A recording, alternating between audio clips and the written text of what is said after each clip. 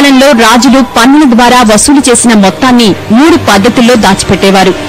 మొదటిది స్వనిధి, తన కుటుంబం స్వలాభాల కోసం దాచిపెట్టేది. రెండవది ప్రజల కోసం దాచిపెట్టిన రాజనిధి, ఈ నిధిపై రాజముద్రికలు వేసి ఉంటాయి. మూడవది ముందు తరాల కోసం దైవం కోసం దాచిపెట్టిన నిధి దైవనిధి, ఈ నిధిపై దైవ ముద్రికలు ముద్రించి ఉంటాయి. రాజనిధి దైవనిధిలే వెరీ డేంజరస్. ఈ నిధులు శత్రువులు ఎవరూ ముట్టుకోకుండా ప్రత్యేకంగా యజ్ఞయాగాదులు చేసి మంత్రతంత్రాలతో బంధనం వేస్తారు. ఇటువంటి నాగబంధం వేసిన నిధి ఒకటి మన రాష్ట్రంలో కూడా ఉంది. వందల సంవత్సరాల క్రితం వేంగి రాజులు పరిపాలించిన ప్రదేశం ఇది. ప్రస్తుతం పశ్చిమ గోదావరి జిల్లా రాజమండ్రిని ముఖ్య పట్టణంగా చేసుకుని పెదవేగిని పాలించారు. శత్రువులకు తమ సొత్తు అందకుండా ఈ రాజులు వారి నిధులను భూమిలో, దేవాలయాల్లో మంత్రించి దాచిపెట్టేవారు. అలా దాచిపెట్టిన నిధి ఒకటి మండూరులో ఇప్పుడున్న ఓ సినిమా థియేటర్లో ఉన్నట్లు గుర్తించారు.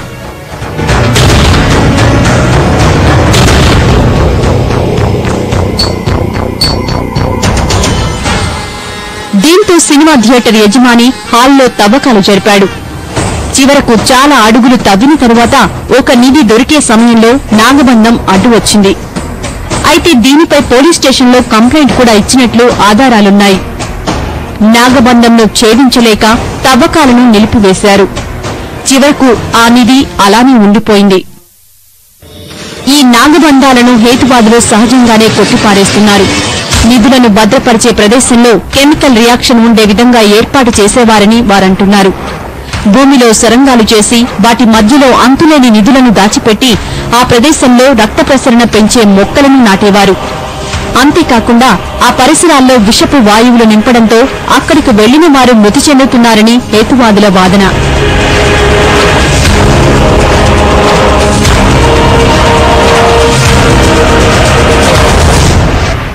మంత్రమో తంత్రమో ఎవరికీ తెలీదు.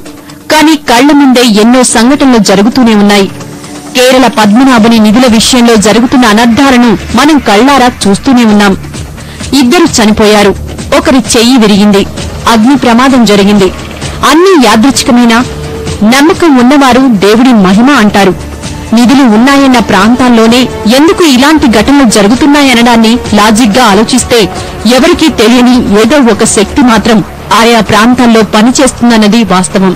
ఈ రోజున జరుగుతున్నటువంటి నిధి నిక్షేపాల చర్చ గురించి గాని, చారిత్రాత్మక సంఘటనల గురించి గాని, అలాగే మహానుభావులు సాధువులు లాంటి మరణం మిస్టరీయా, నిజంగా ఆయన చనిపోయారా అనేటువంటి అంశాలకు సంబంధించి గాని ఏదైతే మీడియా పరంగా జరుగుతున్న చర్చ ఉన్నదో ఇదంతా కూడా యురేనస్ అనే గ్రహం వల్లే జరుగుతోందండి.